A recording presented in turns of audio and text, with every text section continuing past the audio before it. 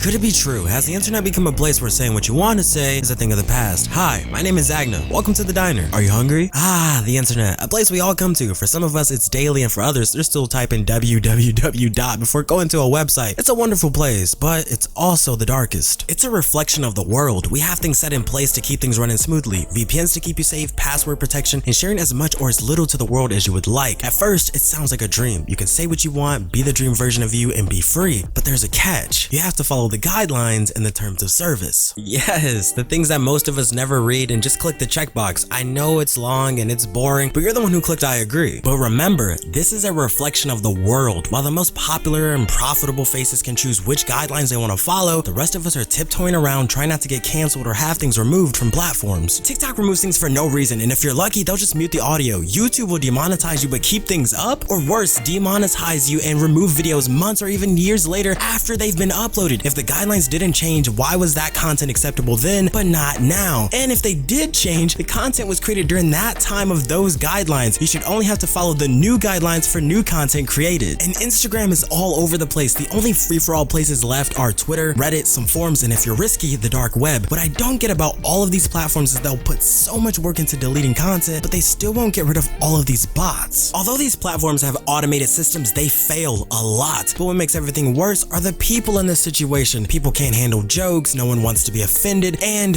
everyone wants a safe space. So basically, people are just softer than ever. I'm gonna be honest with you guys, I have a very dark sense of humor, and I know I'm not the only one out there that does. So if I have a dark sense of humor and I'm looking for people that create content that involve a dark sense of humor, and all of those people have been silenced by all the platforms out there, where do I go? It's not fair to the viewers and it's not fair to the creators. I don't want to go through a forum or hope I show up to the right comedy show. These platforms already have algorithms to know exactly what I like. So just give me those people that I enjoy watching and everything's good. But we don't live in that world, do we? The problem is people are too selfish and everything is subjective. While some people may think a joke went too far, I'm laughing, ripping my pants apart. And while some people may need a trigger warning, I don't, unless it's bloody, a crazy injury, or epilepsy. But you guys have to remember the worst part about all of this. Some people are ready to cancel you before you've done anything wrong. What's even crazier about all of this is that the people getting triggered and offended by everything are the people that offer no value to the platform, or they're mentally unstable. We're letting the people who have a medical sheet of 1 billion disorders decide what's right and what's wrong. Their brain isn't in a position to make those decisions for an entire platform. I think those people should follow the guidelines that are objective instead of twisting subjective cases in their favor. What they found offensive today, they laughed at 4 years ago, and by tomorrow, they'll forget about who they canceled last week because they're on to the next person. And if you call them out, they'll play the victim. And if they apologize, it's only because they got called out. Most of the time, they don't even feel bad. But that's another video for another day. Look, I get it. These companies don't want to crumble. It's hard when half of your users are mentally unstable, wanting changes all of the time, and they're always in tattletale mode. If you don't listen to them, you look like the bad guy, and if you do, you're just enabling bad behavior. I know these companies want a platform where advertisers are happy to be, but when you sell your soul and you screw over so many content creators, specifically YouTube, once again, that's a video for another day, was it worth it? And I'll leave you with this. When money becomes more important than your morals, what does it really cost you? Lasagna has been served.